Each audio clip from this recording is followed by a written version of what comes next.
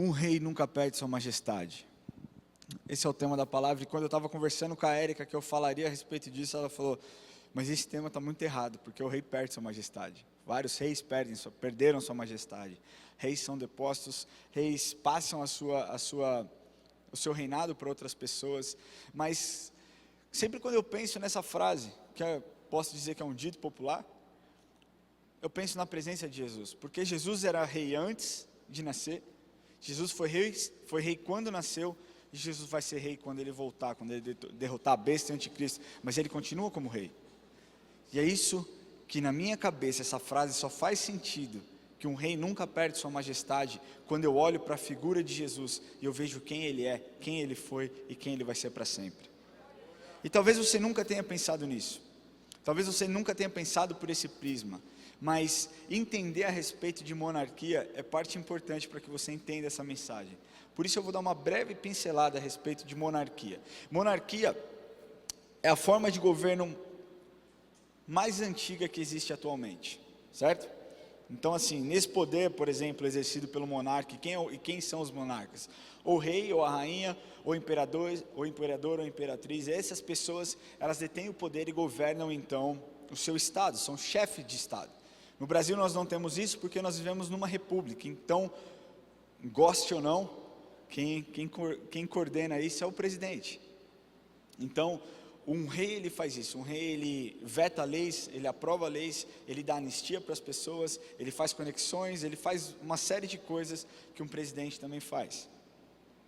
Então, o poder geral, em geral também, desses seis, ele é passado de geração em geração. Ele é vitalício, mas é hereditário. Então, por exemplo, um rei quando morre, passa-se para os seus filhos, ou então para suas filhas, e aí o seu reinado ele é prolongado, né? Ele continua dentro da família, de forma hereditária. Ou seja, na maioria das vezes, o rei ocupa o trono até a sua morte, ou então até o ponto dele abdicar, falar, não quero mais, e então a sucessão dele assume isso. Hoje, atualmente, para vocês terem uma noção, nos dias atuais existem ainda 44 países que vivem embaixo de monarquia, onde existe um rei, onde existe uma rainha que coordena tudo. Ao longo da história humana nós podemos observar grandes e importantes reis. Na verdade, quem aqui consegue lembrar de um rei importante, antigo? Hã? Fala, mas, ixi, gente, vocês estão de máscara, fica... Davi, o rei Davi foi bravo. Nós podemos aqui lembrar do Egito Antigo, reis, ou rei como Faraó, que era o governador do Egito, que mandava no Egito. Nós também podemos lembrar de Roma, da Roma Antiga, onde o imperador, né, os imperadores coordenavam tudo aquilo. Isso no passado. No presente nós podemos, se você fala de rei e rainha, quem é a primeira pessoa que vem na sua mente? Essa mulher não morre. Ela nunca vai morrer, tipo Matusalém. Vai viver 890 e tantos anos. Rainha Elizabeth II, que hoje já tem acho que 91 anos, eu não sei exatamente a sua idade, mas coordena a Inglaterra. Mas vocês sabiam que ela não é só rainha da Inglaterra, ela é rainha de outros 15 países, além do Reino Unido? Vocês sabiam disso? Eu não sabia, eu fui pesquisar e descobri. Todos os países colonizados pelos ingleses no passado, ela ainda faz isso. Dentro desse país, Nova Zelândia, Austrália e tantos outros, Canadá, ela ainda exerce, ela tem um papel importante. Mas o reinado dela um dia vai acabar. Por quê? Porque ela ou vai morrer ou vai abdicar do seu poder, então vai passar a sucessão para o seu filho Charles, príncipe Charles, que já disse que não vai querer ser rei, que vai passar então para o príncipe William. E existe ainda o príncipe George, que tem 6 anos. Hoje eu acho que um pouquinho mais, deve ter um pouquinho mais. Mas essa é a linha sucessão da família real, lá da Inglaterra. Mas deixa eu te falar uma coisa. Se essas pessoas morrerem, se a rainha Elizabeth morrer, o que sobrou? Sobrou história para a gente contar, que estarão nos livros, ela ou como uma excelente rainha, ou ela como uma péssima rainha. Eu acredito que ela foi uma excelente rainha. Embora eu não tenha muita noção das coisas que ela coordenou, mas pelo que a gente ouve falar, ela foi uma boa pessoa, governou bem o seu país. Agora, pensando nisso, o tema dessa mensagem, o rei nunca perde sua majestade. Você entende? O príncipe George, que é uma criança, não foi adorado como um rei. Ainda não é visto como rei. A única pessoa que foi adorada como rei antes mesmo do seu nascimento foi Jesus. Você não entendeu, porque se você tivesse entendido isso, você se expressaria de forma diferente. Porque Jesus, Ele continua rei ainda nos dias de hoje. Ele vai continuar rei para sempre. E nós temos acesso a esse rei generoso, a esse rei bondoso, a esse rei misericordioso, que não olha as suas falhas, mas olha o que Ele pode operar através da sua vida. O que esse rei viu na minha vida, eu não tenho a menor ideia. Mas eu sei que Ele viu algo bom em mim. E é isso que Ele vê na sua vida. Ele vê algo bom que talvez você não enxergue, que talvez os seus pais não enxerguem, que talvez, a sua esposa não enxergue, mas Ele vê algo bom em você e diz: você tem valor. E o meu reinado é para que você usufrua dele, para que você tenha vida no meu reino. E você vai ser abençoado se você me adorar como rei. É isso que Jesus te diz. Eu quero ler para vocês o que está escrito em Filipenses 2, de 5 a 11. Que diz assim: tende em vós o mesmo sentimento que houve também em Cristo Jesus, pois ele, subsistindo em forma de Deus, não julgou como usurpação ser o igual a Deus, antes a si mesmo se esvaziou, assumindo a forma de servo. Calma aí, rei? Se esvaziou, assumiu a forma de servo? Me conta um rei na história que fez isso. Sabe por que ele entende dos seus problemas? Porque ele viveu no mundo. Porque ele abriu mão de toda a sua divindade para sofrer o que você sofreu. Sabe as humilhações que você sofre no seu trabalho, ele sofreu. Sabe a dor da perda que você sofreu, ele sofreu também. Sabe as dúvidas, os questionamentos que as pessoas lançam sobre a sua vida, sabe a injustiça social que você vê e você se revolta, ele viveu isso. Continuando o texto de Filipenses: e reconhecido em figura humana, a si mesmo se humilhou, tornando-se obediente até a morte e morte de cruz. Pelo que também Deus o exaltou sobremaneira e lhe deu o nome que está acima de todo nome. Presta atenção no que eu vou te falar agora. Para que ao nome de Jesus se dobre todo o joelho nos céus, na terra e debaixo da terra, e toda a língua confesse que Jesus Cristo é o Senhor, para a glória de Deus Pai. Se você entendeu, isso se expressa na presença de Jesus. Para que ao nome de Jesus todo joelho se dobre e toda a língua confesse que Jesus Cristo é o Senhor e Salvador. Aqui o apóstolo Paulo apresenta a pessoa de Jesus nos seus 3 estágios de manifestação. E é exatamente isso que nós vamos apresentar hoje para vocês. Os 3 estágios da manifestação de Jesus, e eu vou provar para você que um verdadeiro rei nunca perde sua majestade. Quer você goste, quer você não goste. Ai, Jesus não é isso para mim. Azar é o seu, é o que ele é, o que a história diz. E a sua opinião não muda absolutamente nada. A figura de Deus, a figura de Jesus, quem ele é. A questão é, se você aceitar, você pode ser transformado. Deixa eu te falar, para de brincar com Jesus. O que as pessoas muitas vezes fazem é brincar com Jesus. Achar que Jesus é um menino, é um bebê ainda. Ou então olha Jesus na cruz totalmente desfigurado e acha que ele é aquele homem fraco. Deixa eu te falar uma coisa, ele é rei. E ele só ficou naquela cruz porque ele se permitiu. E é isso que nós vamos mergulhar no dia de hoje, para você entender os 3 estágios da manifestação de Jesus. Primeiro estágio da manifestação de Jesus, no seu pré-nascimento. Deixa eu te falar, ele é o verbo. Repete comigo, ele é o verbo. Em Gênesis, quando Deus diz, e haja luz, esse haja é Jesus. Esse verbo é Jesus. Jesus é o Criador. Jesus é o executor. E eu vou mostrar para vocês. Eu não acho que é bem assim, Ramon. Vamos à Bíblia. Vamos ver o que a Bíblia fala. E aqui é o que eu te falo. Eu acredito na inerrância da Bíblia. 100% na inerrância da Bíblia. Ponto. O que está aqui não muda. A Bíblia não mudou. A palavra de Deus é a mesma ontem, hoje e vai ser para sempre. Não é nós que temos que pegar a Bíblia e encaixá-la na nossa cultura. Eu já disse isso várias vezes. Nós temos que entrar na Bíblia e deixar que a Bíblia transforme os nossos corações. Então deixa eu te falar, Jesus não iniciou suas funções como rei somente quando nasceu. Ele era rei antes do seu nascimento. Centenas de anos antes do seu nascimento, já era prenunciado o seu nascimento e que ele seria o rei.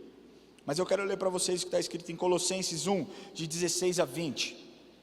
Diz assim: pois nele foram criadas todas as coisas, pois nele, Jesus, foram criadas todas as coisas, nos céus e sobre a terra, as visíveis e as invisíveis, sejam tronos, sejam soberanias, quer principados, quer potestades, tudo foi criado por meio dele e para ele, ponto. Tudo foi criado por meio dele e para ele. Amém? Vocês estão me acompanhando? Meu irmão, se alegre, porque o que Jesus vai fazer hoje vai mudar a sua vida. A forma como você vai olhar para o Senhor, para Jesus daqui para frente, vai mudar a sua vida. Acredite no que eu estou te falando.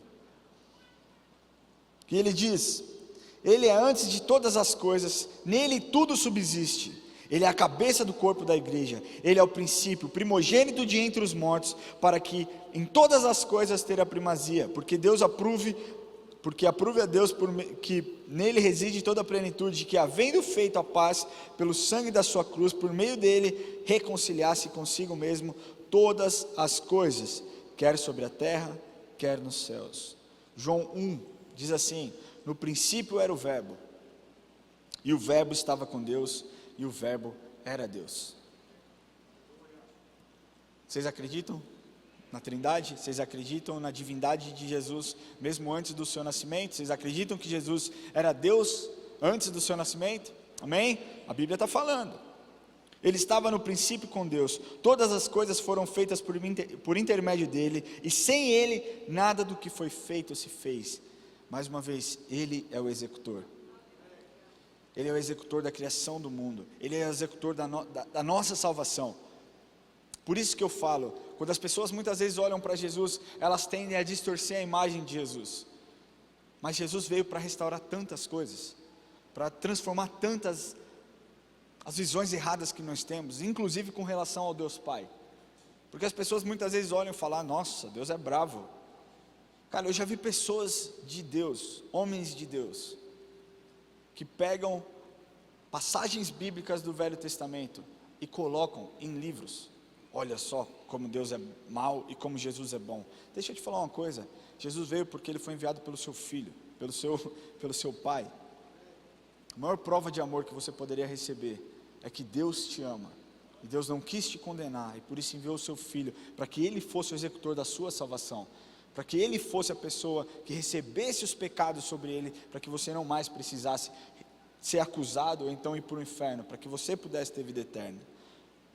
O João 1,14 diz assim: e o verbo se fez carne e habitou entre nós, cheio de graça e de verdade, e vimos a sua glória como a glória do unigênito do Pai. Então o que nós precisamos entender é que Jesus foi o executor da criação do mundo, da nossa fé, da nossa salvação. Esse é quem Jesus foi. Mas ele também se manifestou de outras formas no Velho Testamento. Ele se manifestou através da cristofania. Cristofania é um termo técnico teológico usado para mostrar como e quando Jesus se manifestou no Velho Testamento. Tá bom? Para designar as aparições de Jesus pré-encarnado e tudo mais. Ah, amor, me mostra onde isso apareceu. Vamos lá na Bíblia mais uma vez. Olha o que está escrito lá em Gênesis 18, 2. Jesus aparece para Abraão.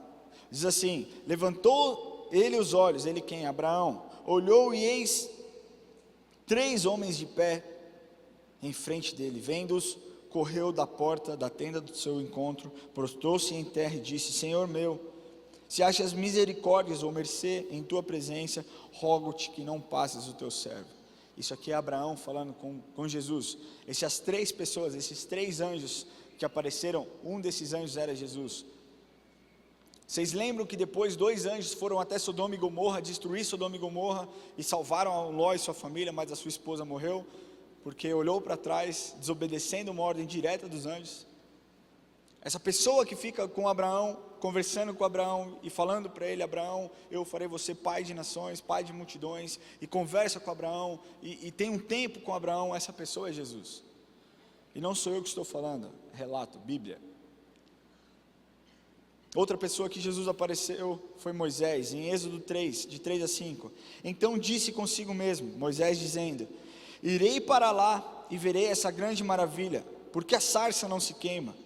Vendo o Senhor que ele voltava para ver Deus, e esse Deus aqui não é Yahweh, esse Deus aqui é Jesus. Deus do meio da sarça o chamou e disse: Moisés, Moisés. E ele respondeu: eis-me aqui. Deus continuou: não te chegues para cá, tira as sandálias dos teus pés, porque o lugar em que estás é terra santa. Existem provas e mais provas que Jesus estava no Velho Testamento. Jesus apareceu centenas de anos antes. Jesus estava lá com essas pessoas. E essas pessoas tiveram sucesso porque foram obedientes. Quando Jesus manda Moisés tirar as sandálias, Moisés tira as sandálias. Quando Jesus manda Abraão se prostrar, Abraão se prostra. Quando Jesus manda você fazer alguma coisa, ou nós nos dias de hoje fazer alguma coisa, nós questionamos. E é por isso que nós temos uma completa falta de eficácia nas coisas que nós fazemos. Porque muitas vezes nós somos movidos pelas nossas emoções, pelas nossas inseguranças, pelos nossos medos, pelas nossas dificuldades, e não somos movidos pela voz de Jesus que nos guia. Como que eu consigo a resposta de Deus, Ramon? Bíblia. A Bíblia não vai ter todas as respostas que você quer, mas ela vai ter todas as respostas que você precisa.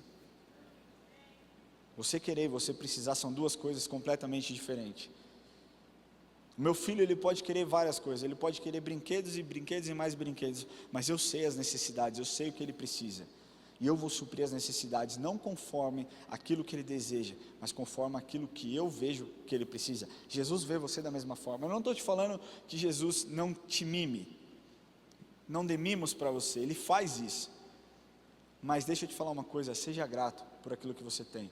Seja grato pela presença de Jesus na sua vida. Eu vou contar uma história para vocês aqui, que eu acho que eu nunca contei.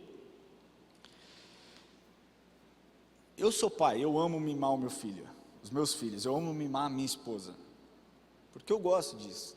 E um dia eu fui viajar, nós estávamos viajando, e todo mundo sabe aqui o preço que é, você rala o ano inteiro, vai juntando dinheiro de onde dá, você aperta de onde dá para fazer uma viagem, aí você vai fazer uma viagem, e a minha oração foi: Senhor, indo para o aeroporto, Senhor, Jesus, eu queria ser muito mimado pelo Senhor, sabe, eu queria que o Senhor me mimasse, sei lá, me dá um assento legal no avião lá, sabe, tranquilo, sabe, que seja muito gostoso lá, e uma palavra martelando no meu coração: gratidão, gratidão, seja grato, seja grato. Eu falei: eu sou grato, posso pedir, se ele não quiser ele não me dá, não é verdade? Vou pedir: Senhor, eu quero que o Senhor me mime, beleza, fiz o check-in, entrei no avião, sentei, fiquei lá 40 minutos sentado, e ninguém veio do meu lado, gente. Eu falei: é Deus honrando, né? Deus está me honrando, Deus ouviu minha oração, Deus está me mimando, obrigado, Senhor. E o meu coração estava lá: seja grato, seja grato, seja grato. Aconteceu que tinha um cidadão, que deve ter sido enviado por Satanás, brincadeira, não foi enviado por Satanás não, mas foi a última pessoa a entrar no avião, e o cara, sem brincadeira, eu acho que ele devia ter uns 200 quilos, cara, e ele sentou do meu lado, tinha um assento livre na minha frente, ele veio do meu lado, ele sentou do meu lado, ele viajou as 8 horas de viagem com o cotovelo na minha costela. Eu juro, eu não posso jurar, gente, mas Deus é testemunha. Eu falei: Deus, eu só pedi para ser mimado, só isso, era só o Senhor falar não, e segue o jogo. Gente, eu juro, eu já trinquei a costela treinando, era uma dor insuportável, e aquele cara com o braço assim, o avião já é grande, né, o assento já é bem, mas enfim, chegamos lá, eu falei: beleza, Deus vai né, Deus, passei pela prova aqui, não reclamei, mas Deus vai me mimar de uma outra forma, e toda vez que eu pensava essa palavra, vinha a gratidão: seja grato, eu sou Jesus, eu dei o que você tem. E aí fomos fazer o check-in, eu fiquei 2 horas e meia, check-in não, passar na alfândega, eu fiquei 2 horas e meia em pé, nunca aconteceu isso na minha vida, 2 horas e meia em pé para passar na porcaria de uma cabine, para o cara olhar para a minha cara e carimbar o negócio. Não satisfeito, fui embora, paramos numa cidade onde nós iríamos parar, e fui depositar o dinheiro que eu tinha. eu tinha levado algum dinheiro e eu levei e fui depositar, porque eu fui para os Estados Unidos, e nós fomos fazer algumas coisas, dentre essas coisas, arrumar algumas papeladas do John que nasceu lá. Então, eu depositei o dinheiro no meu banco, só que a hora que eu depositei, o recibo que a máquina me deu, aquela máquina estava endemoniada, cara. Eu vou falar para vocês, foi tipo assim, ela me deu um recibo de 5% do valor que eu depositei. Eu nunca vi isso acontecer, Eu liguei para você, né, pô? E eu falei, eu estou ferrado, cara. Porque agora, e se esse cara não quiser mais me dar o dinheiro aqui? Porque está aqui, está o comprovante, a minha palavra conta da máquina. Eles vão acreditar na máquina, não vão acreditar em mim.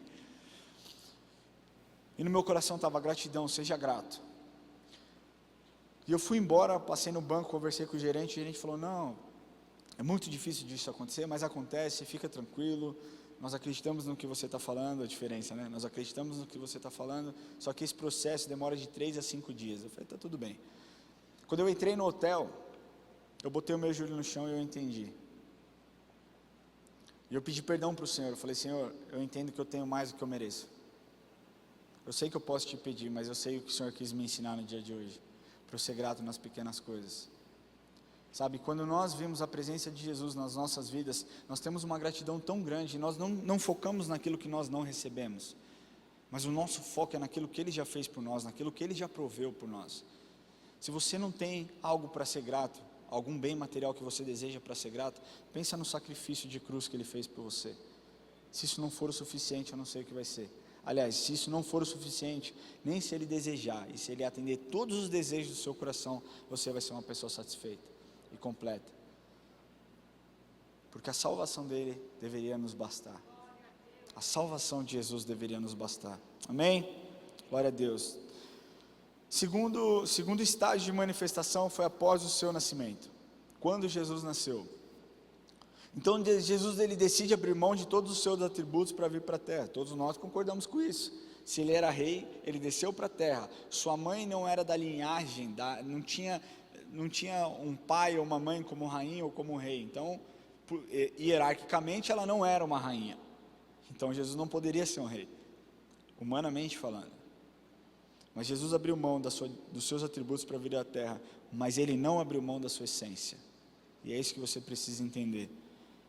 A sua posição, quando Ele veio, foi uma posição de servo, mas a sua essência sempre foi de rei, nunca mudou, Ele nunca deixou de ser Deus, e mesmo abrindo mão de todas as coisas, continuou sendo adorado como rei. Vocês veem histórias, nós tivemos uma narração perfeita aqui do Dani Beltrão e da pastora Mariana, sabe, contando a respeito disso, como os reis magos se prostraram diante de Jesus, como os pastores chegaram até Jesus, foram guiados por anjos apareceram para os pastores e falaram, olha só, nasceu aqui, vai lá e adorem. Então, sabe, não foi no chute, eles não estavam passando lá, opa, que festa legal, hein, o que está rolando aqui, meu amigo, olha quantos animais, olha o bebezinho, vamos celebrar o nascimento. Não, eles sabiam quem estava ali, eles sabiam quem era aquele menino. Eu vou ler para vocês Mateus 2:2, os reis magos aqui, e perguntavam, onde está o recém-nascido rei dos judeus? Porque vimos a sua estrela no oriente e viemos para adorá-lo. Mateus 2:11, entrando na casa, viram um menino com Maria sua mãe, prostrando-se o adoraram e abriram os seus tesouros, entregaram-lhe suas ofertas, ouro, incenso e mirra. Jesus, ele era um recém-nascido, mas foi adorado. Um rei nunca perde sua majestade, mesmo como bebê.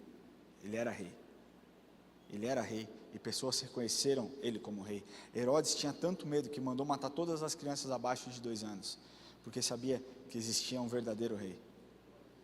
E quando o verdadeiro rei se levanta, meu amigo, esquece, ninguém pode com ele.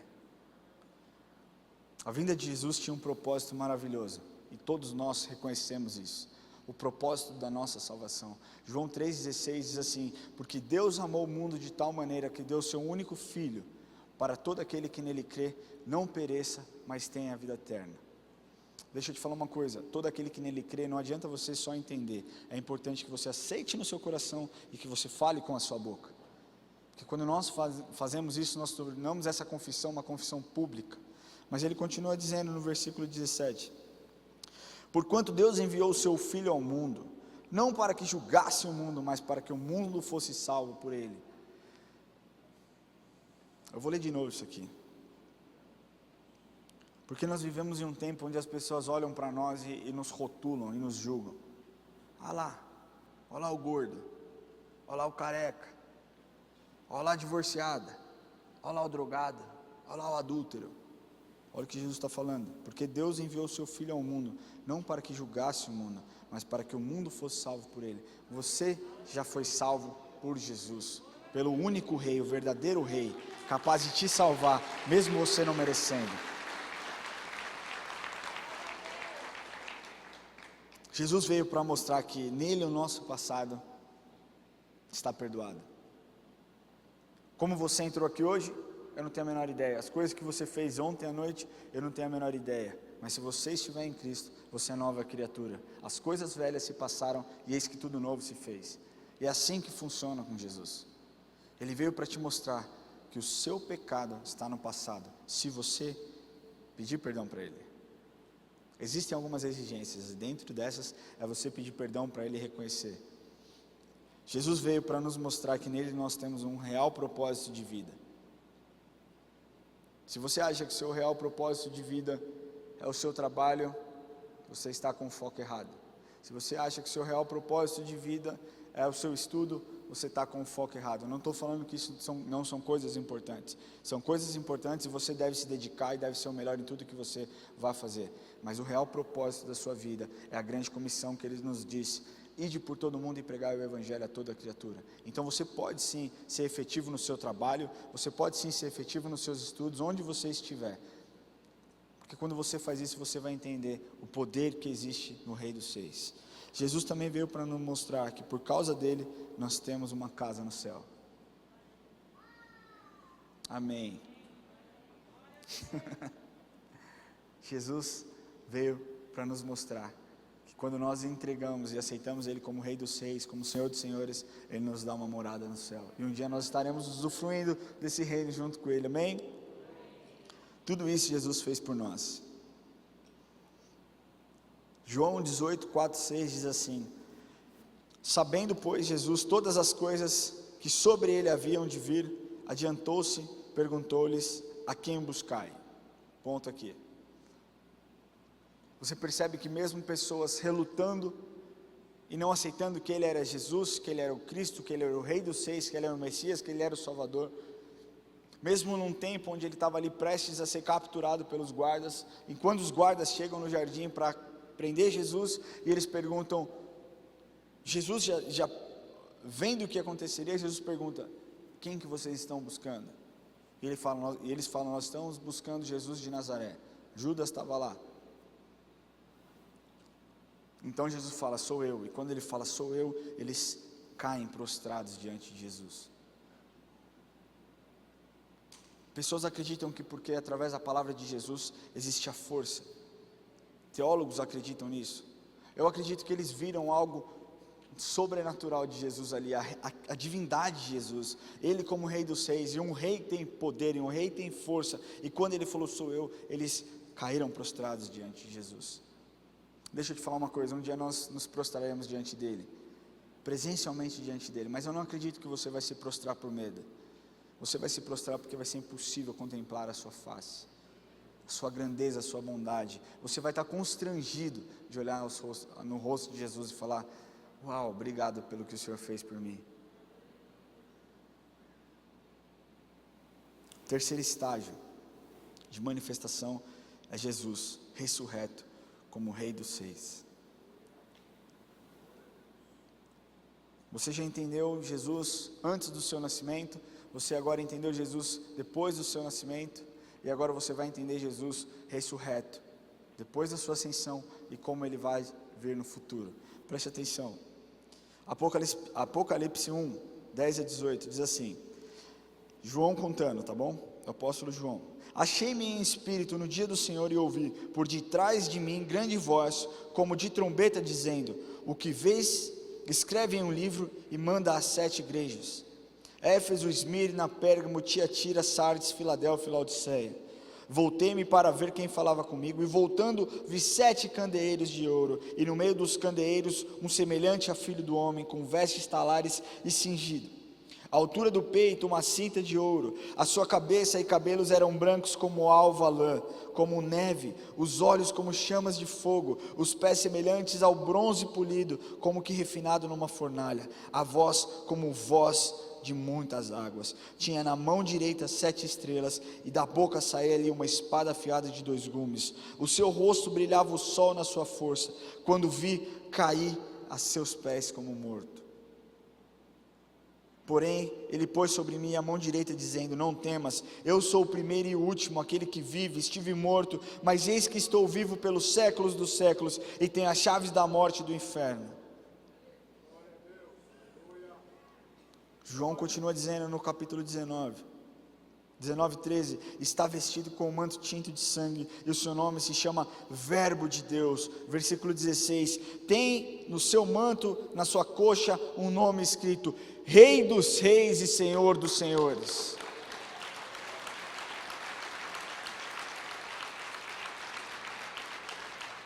Rei dos reis e Senhor dos senhores. Queria pedir que você se levantasse.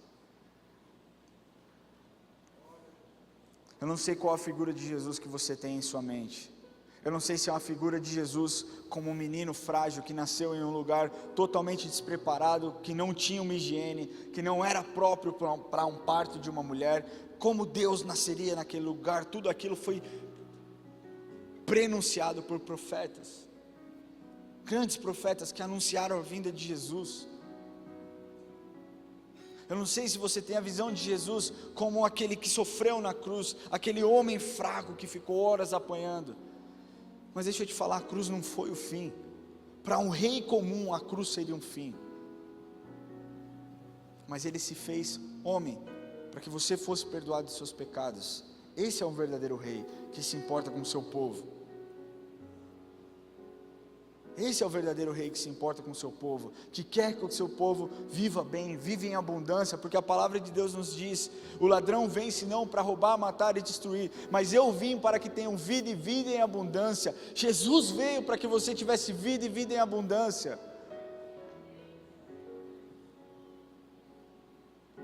Eu não sei qual a imagem de Jesus, eu espero que a imagem que você tenha de Jesus tenha sido transformada no dia de hoje, e que você comece a adorá-lo por quem Ele de fato é. Ele é Rei dos reis, Ele é o Senhor dos senhores, Ele é o princípio, Ele é o fim, Ele é o alfa, Ele é o ômega, Ele é o consumador da nossa fé, Ele é o executor das boas obras, Ele é o executor da criação, Ele é o executor da sua salvação.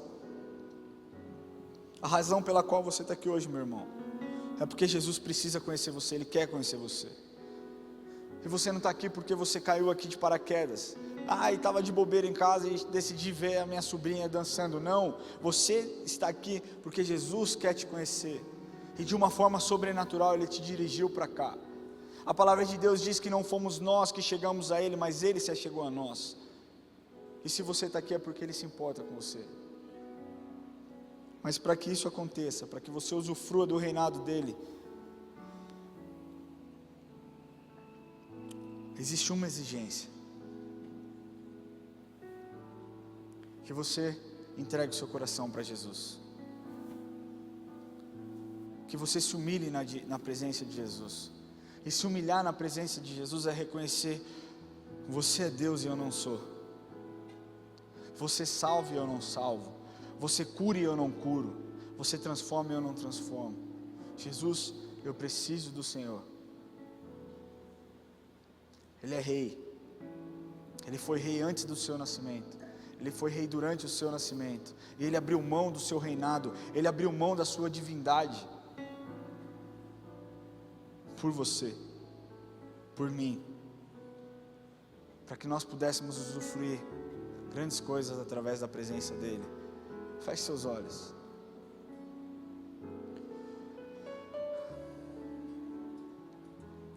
Existe alguém aqui que deseja entregar a vida para Jesus? Que deseja fazer uma oração sincera e falar: Jesus, eu reconheço o Senhor como Rei dos reis, eu reconheço o Senhor como Senhor dos senhores, eu reconheço o Senhor como tudo o que eu preciso. a minha vida está uma droga, está tudo dando errado, as coisas não têm acontecido na minha vida, e eu sei que eu tenho lutado pelas minhas forças, eu sei que eu tenho talvez adorado outros reis, adorado outras imagens, mas a partir de hoje eu quero adorar somente o Rei dos Reis, o verdadeiro Rei, que jamais perdeu sua majestade. Se você deseja fazer essa oração, eu queria pedir que você levantasse a sua mão, e nós vamos orar como família. Glória a Deus pela sua vida. Existe mais alguém que deseja fazer essa oração? Levante a sua mão bem alto, fique com a sua mão bem alto para que eu possa te ver.